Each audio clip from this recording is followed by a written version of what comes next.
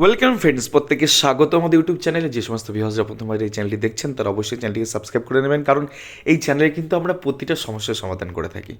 তো এই মুহূর্তে যে কথাটা এখন বলতে চলেছি বা এই ভিডিওতে টোটাল এন্টায়ার ভিডিওতে আশা করি অনেকের এই সমস্যাটা থাকবে।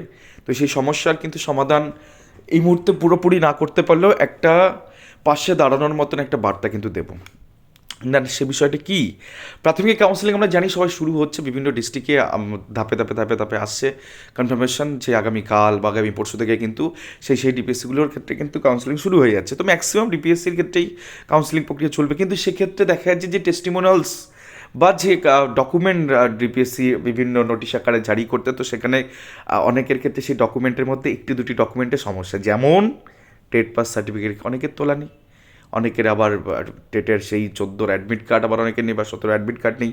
তো সেক্ষেত্রে সেই যে আরও যে অন্যান্য বেশ কিছু সমস্যা আছে ডকুমেন্ট নিয়ে, সেই ডকুমেন্ট নিয়ে এত শর্ট টাইমে আজ একটা রাতের পরেই কালকে কাউন্সেলিং, কোথায় আসবে, কী করে আসবে সেই ডকুমেন্ট, তার ঠেকনাটা কী করে দেওয়া যায় সে সম্পর্কিত আজকে বিষয়টা বলবো। তার আগে বলে দেবো কী কী ডকুমেন্ট লাগবে। They must bring with them this documents original and one copy xerox. কোনো কোনো ক্ষেত্রে 2 সেট দিচ্ছে, কোনো কোনো ক্ষেত্রে ডিপিএসসি 1 সেট, 2 সেট, 3 সেট, যা খুশি তাই বলছে।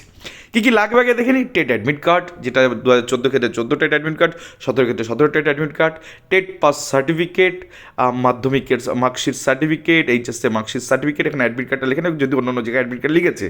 ডিএলএড ট্রেনিংয়ের ক্ষেত্রে মার্কশিট সার্টিফিকেট, এক্ষেত্রে অনেকের সার্টিফিকেট তোলা নেই বা এখনও ইস্যু করেনি West Bengal board of primary education.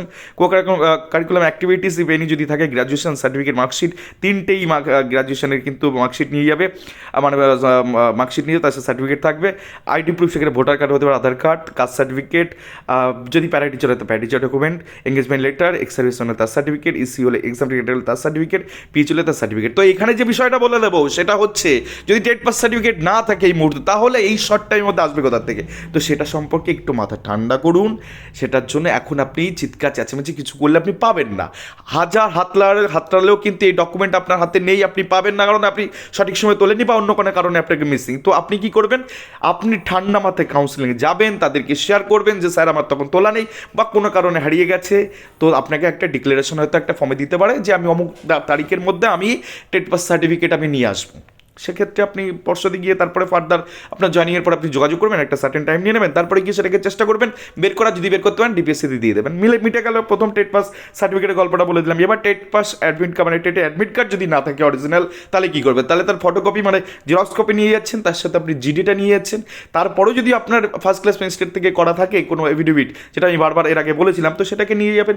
They are similar to the original admit card, অর্থাৎ তার জেরক্স আপনি নিচ্ছেন, তার সাথে কী করছেন না জিডি, যেটা আপনি থানায় যে জেনারেল ডায়েরিটা করছেন সেটা আপনি নিচ্ছেন, তার সাথে কী করছেন না, তার সাথে কিন্তু যদি কোর্টের এফিডেভিট থাকে তো ভালো, আর যদি না থাকে তাহলে জিডি এবং টেটের যে জক্স আছে সেটা নিয়ে যাবেন। আপনার কাউন্সিলিংয়ের জন্য আটকাবে না, কোনো ডকুমেন্টের জন্য কাউন্সিলিং আটকায় না। এগুলো আপনি তোলেননি বা কোনো কারণে মিসিং আছে, তো এর জন্য কাউন্সিলিংটা আটকে যাবে না। আর একটা বিষয়, ট্রেনিংয়ের সার্টিফিকেট যদি আপনাকে ইস্যু করে না থাকে, যেমন 19-21 ব্যাচের ক্ষেত্রে ইস্যু করা নেই, হয়নি, প্রাথমিক শিক্ষা পর্ষদ এটা করেনি, তাহলে সেক্ষেত্রে আপনি কি বলবেন, এটা হয়নি।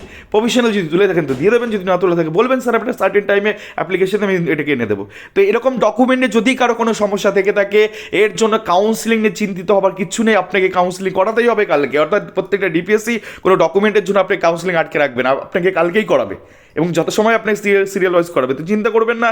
ফার্দার আপডেটের জন্য আপনারা যেটা করবেন, এই চ্যানেলের অবশ্যই সাবস্ক্রাইব করবেন এবং এই ডেসক্রিপশন বক্সে অনেকগুলো লিঙ্ক দেওয়া আছে, আমাদের টেলিগ্রাম চ্যানেলের লিঙ্ক দেওয়া আছে, সেখানে যুক্ত হয়ে যান।